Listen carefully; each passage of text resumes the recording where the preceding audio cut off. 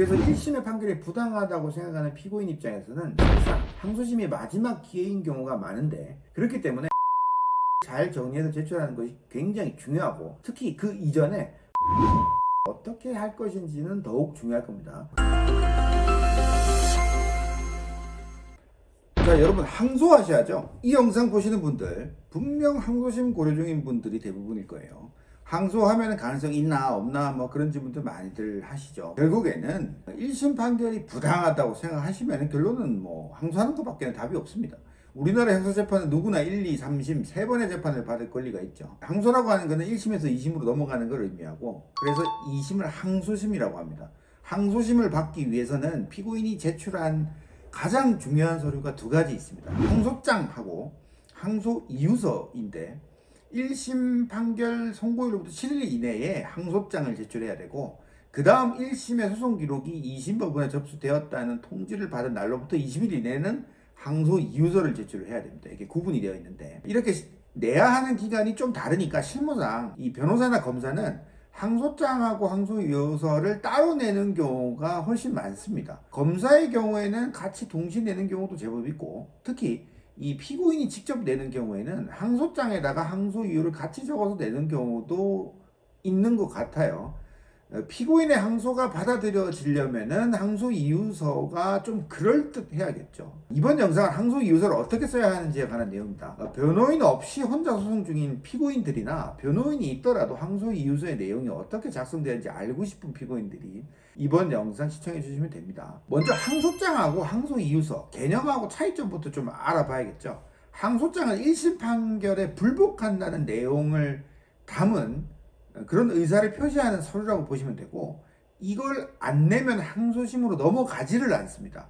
항소장에는 1심 판결에 불복한다는 내용만 기재하면 되고, 구체적인 이유는 안 써도 됩니다. 간단한 서류예요. 그래서 실제 항소장 작성 예시를 한번 보죠. 실제 서류 한번 보면은 언제 피고인한테 징역 몇 년 선고했는데 피고인이 불복한다라는 내용이 이제 들어가 있죠.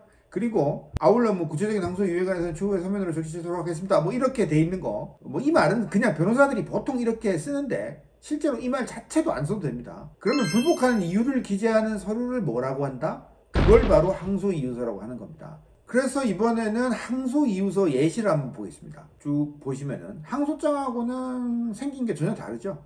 원심 판결의 요지 쓰고 항소 이유를 씁니다. 그리고 맺은 말, 결혼 뭐 이런 목차로 작성이 되는데, 제일 중요한 게 이제 2번에 적혀 있는 항소 이유예요. 이 2번에 적힌 항소 이유들을 아까 본 항소장에다 같이 쓰는 경우도 많이 있다는 거예요. 피고인들이 직접 작성하는 경우에 이제 대체로 그렇게 쓰는데, 그렇게 쓰면 안 되는 건 아니에요. 항소장에다 항소 이유를 간략히 적었어도 항소 이유서를 따로 제출을 해야 하기는 합니다. 어쨌든 변호사들은 보통 그렇게 안 한다 이거고. 자, 이렇게 항소장하고 항소 이유서 차이점 한번 봤고, 그러면 항소 이유서는 어떻게 써야 하는지, 변호사는 어떻게 쓰는지 한번 살펴보죠. 항소 이유서를 작성하기 전에 분명히 해야 될 것이 있습니다. 어떤 취지에서 내가 항소를 하는 것인가를 한번 생각해 봐야 되는 거예요. 취지가 무엇인가라는 하는 부분은, 첫 번째, 무죄를 주장했는데 1심에서 유죄가 나왔기 때문에 항소를 하는 것인지, 두 번째, 아니면은 내가 죄는 인정을 하는데 형량이 너무 높게 나왔기 때문에 항소를 하는 것인지, 크게 두 가지로 나눠지게 되죠. 무죄를 받기 위해서 또는 감형을 받기 위해서, 둘 중 하나라는 겁니다. 이 구분이 필요한 이유는 이 두 가지 방향 중에서 어떠한 취지로 항소를 하는 것인지에 따라서 항소 이유서에 기재되는 내용이 크게 달라지기 때문이에요. 그래서 변호사는 1심 기록들을 자세히 좀 들여다보고 또 피고인하고 사전에 충분히 논의도 하겠죠. 그런 후에 어떠한 방향이 보다 이 피고인한테 유리한 것인지 항소의 방향을 정한 후에 항소 이유서를 거기에 맞춰서 쓰게 됩니다.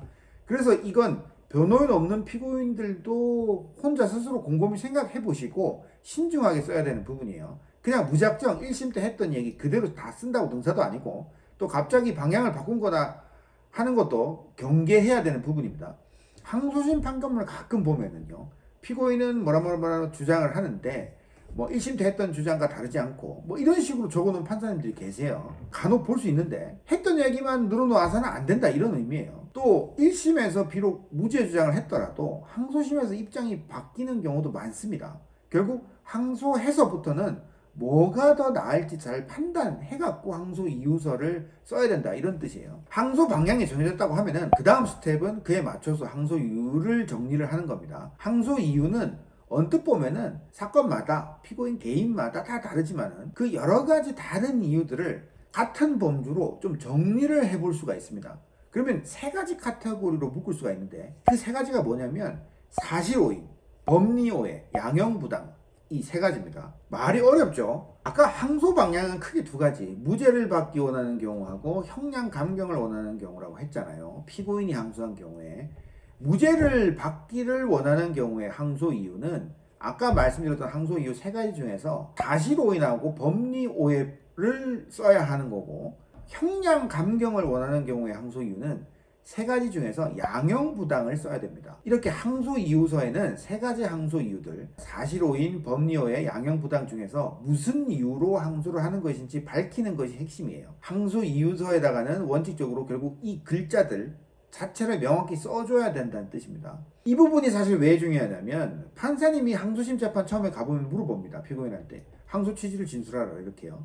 그러면은 변호사는 간략하게 사실오인 및 법리오해를 항소했습니다, 뭐 양형부당 이유로 항소했습니다, 이렇게 이야기하거든요. 무슨 말인지 알아듣고 이렇게 정리해서 말을 하면은 판사님은 아 오케이 그런 취지구나 하고 넘어가는데, 피고인은 판사님이 항소 취지 진술하세요 이러면은 피고인은 뭘 얘기해야 되는지도 모르고 자기가 하고 싶은 말 그냥 다 말하려고 합니다. 그러면 저지를 하거든요. 판사님이 그게 아니고 뭐 때문에 간략하게 얘기를 하세요, 뭐 이런 식으로 이야기를 하실 거예요. 계속 이런 과정이 반복이 되게 되는데, 그래서 항소 이유서에 미리 분명히 잘 적어두는 것이 좋다, 이겁니다. 내가 무슨 이유로 항소를 하는 것인지 설명을 할 수 있어야 되겠죠. 그걸 적어내는 게 항소 이유서인 겁니다. 그럼 여기서 퀴즈 하나 드리겠습니다.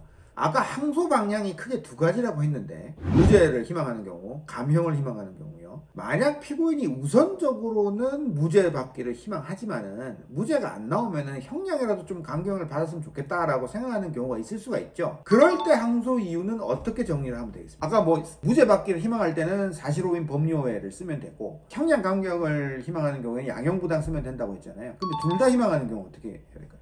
전부 다 쓰면 되겠죠. 사실오인, 법리오해, 양형부당 이 세 가지를 다 쓰면 됩니다. 무죄 방향의 주장 내용은 사실오인과 법리오해로 묶어서 쓰고, 감형 방향의 주장 내용은 양형부당으로 분류를 해서 같이 전부 다 쓰면 됩니다. 무죄 안 되면 감형이라도 해달라, 이런 식의 항소도 가능한지 궁금하실 수 있는데, 실무상 변호사들은 이런 두 가지 방향으로 동시에 항소하는 경우가 굉장히 많습니다. 결국 사실오인, 법리오해, 양형부당 이 세 가지를 모두 항소 이유에 포함시켜서 항소 이유서에 적게 되죠. 여기까지 내용 정리 장식 다시 해보면, 항소 이유서 쓰기 전에 우선 항소 방향부터 정해야 된다. 무죄를 희망하는지 감경을 희망하는지 둘 중 택일해야 되고, 둘 다 선택해도 되지만 어쨌든 원칙적으로는 택일해야 되고, 그 다음 항소 이유를 선택을 해야 되는데, 무죄 희망의 경우에는 사실오인 내지 법리오해를, 감형을 희망하는 경우에는 양형부당을 항소 이유로 선택하면 된다는 겁니다. 그러면 항소심 법원의 판사님들은 항소 이유 세 가지 범주, 그러니까 사실오인 부분, 법리오해 부분, 양형부당 부분을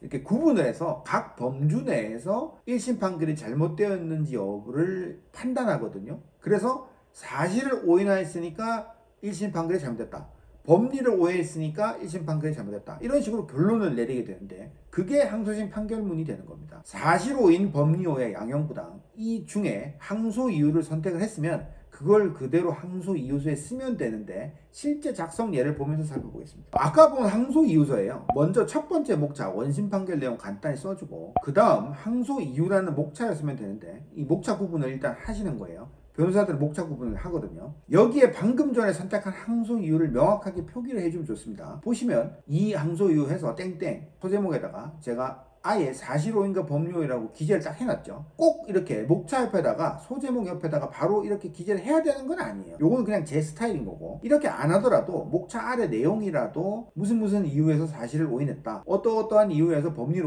오해했다 라는 식의 표현을 꼭 기재를 해야만 판사님이 이해하기가 쉽습니다. 의견서이든 항소 이유서이든 모든 서류는 판사님 입장에서 보기 쉽게 작성하는 것이 좋습니다. 판사님이 이 서류를 처음 딱 보시면은 항소 이유 옆에다 바로 사실오인, 법리오해 이렇게 적혀 있잖아요. 그러면 과거 1심 때까지 기록 보지 않고도 이 피고인은 무죄를 다투었구나 라고 바로 알 수 있게 되겠죠. 그리고 무죄를 다투기 위해서 항소를 했구나 라고까지 생각을 하실 겁니다.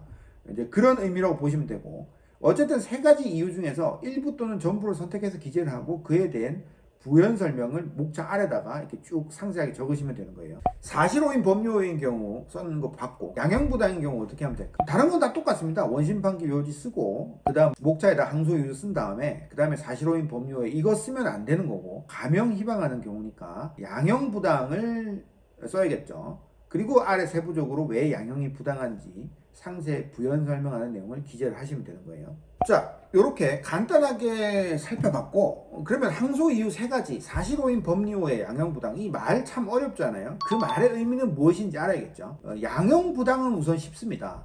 말 그대로 1심의 양형 판단이 부당하다는 취지거든요.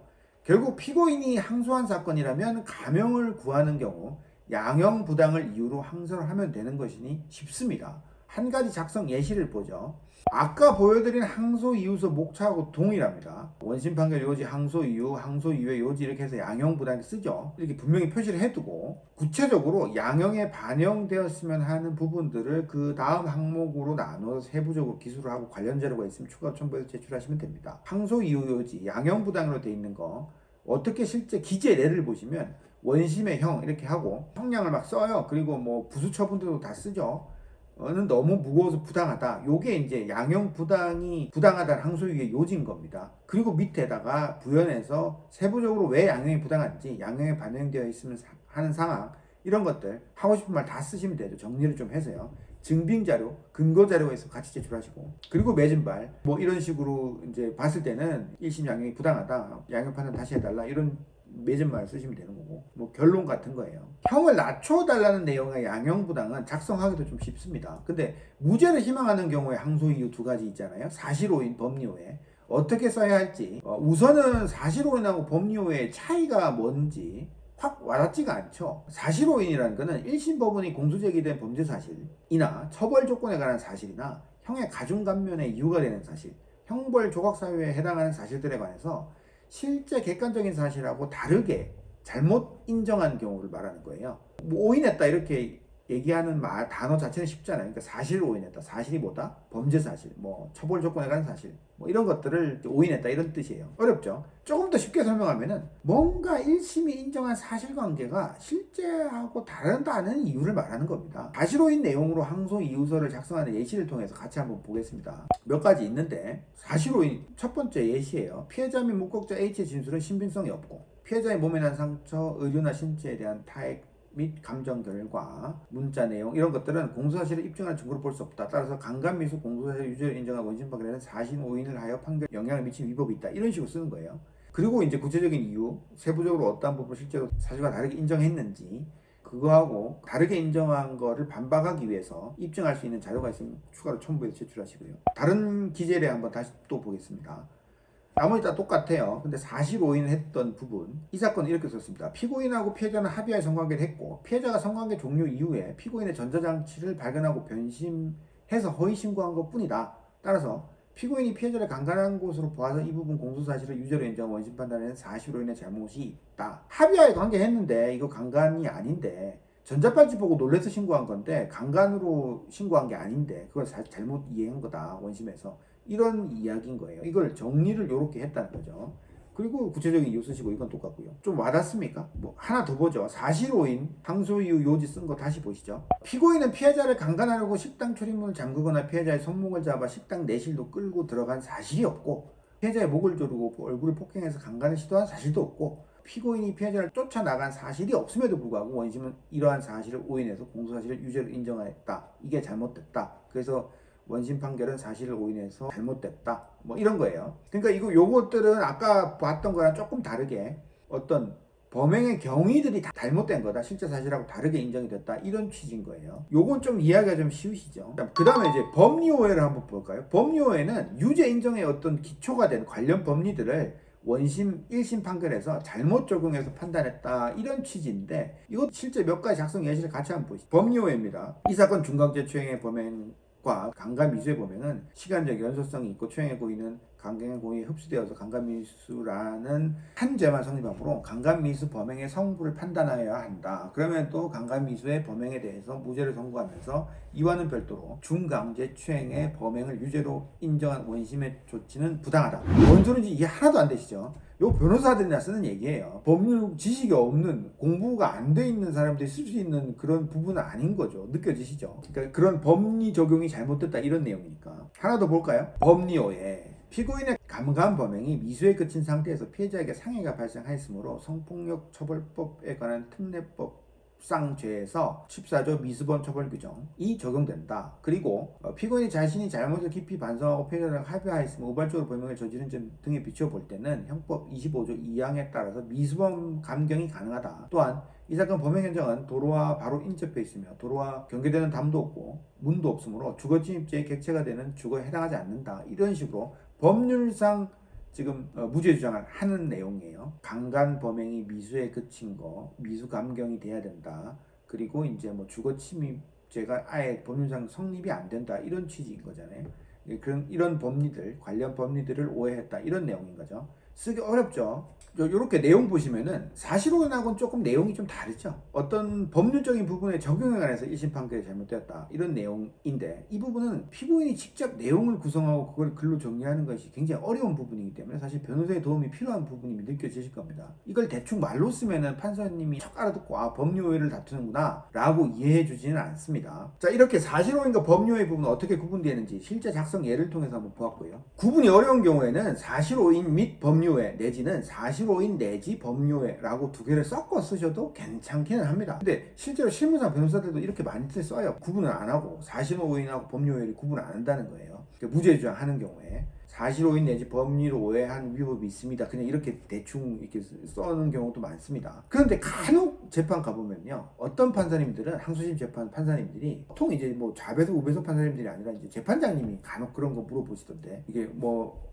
항소 진술해라 이렇게 물어본다 했잖아요. 그러면 뭐 변호사가 사실오인 내지 법률오해로 항소했습니다 이렇게 이제 간략하게 이야기를 해요. 그러면은 그냥 보통 대부분 넘어가는데, 어떤 재판장님들은 무엇이 사실을 오인한 것이고 무엇이 법률을 오해했다는 거냐고 반문하시는 경우가 있습니다. 보통 예상이 안 되거든요. 그렇게 안 하고 넘어가니까. 그래서 초임 변호사님들 같은 경우는 뭐 거기에 대해서 답변을 이제 구분이 잘 안 되니까 정리를 미리 안 해두고 재판에 가면은 중원본 하는 경우도 있기는 한데요. 실무상 그분들이 잘못했다는 건 아니고, 실무상 사실오해와 법률오해를 구분을 크게 안 하고 변호사들이 쓰는 경우가 많기 때문에 그렇습니다. 어쨌든 대체로 경험이 좀 많은 변호사분들이야 잘 정리해서 그렇게 질문하시더라도 부연 설명을 하겠지만은, 피고인분들은 부연하기가 더더구나 쉽지가 않겠죠. 그래서 어쨌거나 실무상 변호사들이 항소 이유를 섞어서 쓰기도 한다고 했잖아요. 섞어 쓰는 거 어떻게 썼는지 한번 같이 보시죠.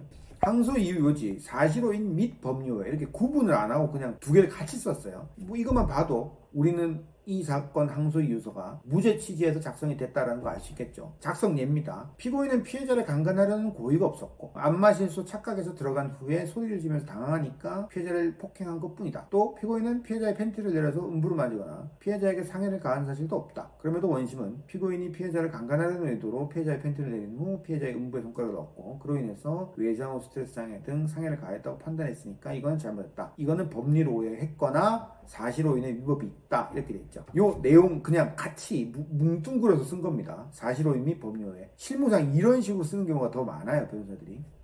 그 다음에 이제 사실오인 법률오해 구분 안 하고 같이 쓴 건데, 요거는 제목에만 구분이 안 돼 있고 실제 내용을 보면은 살짝 구분을 해놓은 그런 예입니다.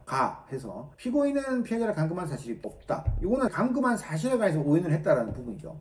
부분 보시면은 피고인은 깨진 유리 조각으로 피해자의 음부를 찌르거나 손가락 넣어서 충한 적이 없다. 이것도 사실을 오인했다는 부분이잖아요. 사실관계. 그리고 계속 보시면 또한 원심은 강간 부분에 대해서 무죄로 판단하고 강제추행 부분만을 유죄로 판단하였는데 강간 등 상해에 관한 성폭력 처벌 등에 관한 특례법을 적용했는데 이거는 원심 판결의 법률오해 잘못이 있다. 이건 법률 적용을 잘못했다. 법률을 오해했다라는 부분이죠. 섞여 있는데 살짝 구분이 돼 있습니다. 이런 식으로 쓰는 경우도 있다라는 거고, 이거는 실제 작성된 항소 이유서 내용이에요. 실제 변호사들이 쓴 항소 이유서 내용이란 얘기죠. 자, 그 다음에는 이제 무죄를 희망하지만 그게 안 되면 차선으로 감형이라도 해달라. 그런 취지의 항소도 있다고 했잖아요. 다 하는 거. 이런 경우는 항소유예 어떻게 정리해야 될까에 대해서 살펴보겠습니다. 사실 유죄 판결이 있는 경우에 항소를 하면 이 두 가지 취지 모두 포함된 항소 이유서를 많이 쓰고 있습니다. 실무상. 전혀 반대 방향의 이유를 동시에 주장하는 것이라고 볼 수 있기 때문에 어찌 보면은 어느 한 가지에 집중하는 것이 더 좋지 않겠느냐라는 의견이 있을 수도 있습니다. 그렇지만 항소심에서는 사실오인 법유의 양형부당 세 가지 항소 이유를 구분지어서 각각 그 범위 내에서 재판부에서 판단을 해줘야 되므로 우선적으로는 무죄 취지로 사실오인하고 법유에 주장하고 이게 배척되면 차선으로 예비적으로 양형부당이 받아들여져서 감형이 되는 경우도 있기 때문에 반드시 안 좋은 것만은 아니다라고 설명을 일단 드릴 수는 있습니다. 어쨌든 실제 작성 예시를 한번 보시면은 사실오인 법유의 양형부당을 모두 쓰고 있죠. 항소유 요지 이렇게 해서 무죄 취지의 사실오인하고 법유에 위법이 있다고 하고 예비적으로는 양형부당하다는 내용을 정리해서 씁니다. 그냥 단순히 합친 거예요. 다만 순서를 잘 써야겠죠. 무죄 판단이 우선이고 양형 판단이 예비적으로 주장하는 걸로 정리를 해야 자연스러울 겁니다. 그래서 이렇게 보시면은 주의적으로는 법리오해 내지 사실오인의 위법이 있다라고 쓰고 예비적으로는 형량이 너무 중하다, 부당하다 뭐 이런 취지로 같이 쓰는 거예요. 주의적, 예비적. 그러면은 판사님들은 우선적으로는 무죄가 되는지 한번 검토해보고 무죄가 아니고 유죄라면 그러면 양형에 대해서도 다시 판단을 해주실 겁니다. 그러니까 두 가지 다 판단 받을 수 있다는 거죠. 이렇게 쓰면. 다만 이제 1심에서 무죄를 다퉜다고 해가지고 반드시 항소심에서도 무죄를 다퉈야 하는 것은 아니니까 만약 1심에서 유죄가 나온 부분에 대해서는 더 이상 다투지 않고 형량만 감경해달라는 취지라면은 이 세 가지를 동시에 쓸 필요는 없겠죠. 그냥 사실오인 법유의 부분은 빼버리고 양형부당만 항소를 하면 됩니다. 우리나라 법원은 3심제를 채택하고 있죠. 그럼에도 많은 형사사건들이 2심, 항소심에서 끝납니다. 그래서 1심의 판결이 부당하다고 생각하는 피고인 입장에서는 사실상 항소심이 마지막 기회인 경우가 많은데 그렇기 때문에 항소 이유를 잘 정리해서 제출하는 것이 굉장히 중요하고 특히 그 이전에 항소의 방향을 어떻게 할 것인지는 더욱 중요할 겁니다. 무죄를 주장하다가도 항소심에서는 감형을 받기를 바라는 경우가 있을 수 있고 계속해서 무죄를 주장하기를 희망하는 경우가 있을 수 있습니다. 그러나 어느 경우든 그 주장에 따른 득실이나 주장이 받아들여질 가능성을 잘 따져보시고 현 상황에서 최선은 무엇인지 사전에 곰곰이 생각해본 다음에 항소하는 것이 좋겠습니다. 또 그런 항소 이유를 뒷받침할 만한 새로운 근거 자료들을 항소심 재판부에 제출하는 것이 좋겠죠.